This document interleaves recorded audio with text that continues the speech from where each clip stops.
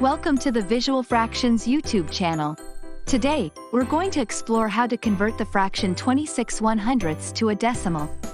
To convert the fraction 26/100ths to a decimal, all we need to do is divide the numerator, the top number, by the denominator, the bottom number.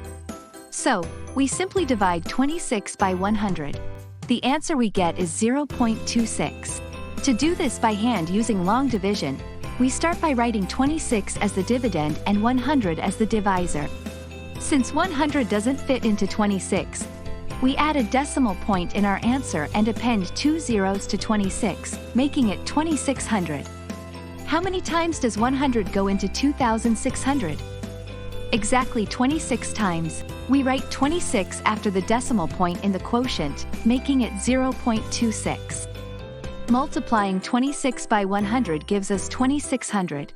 When we subtract 2600 from 2600, we get a remainder of 0.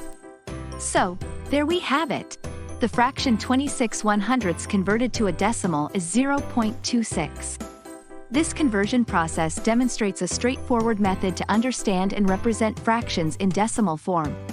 If you found this tutorial helpful, make sure to hit the like button and don't forget to subscribe to Visual Fractions. Thanks for watching.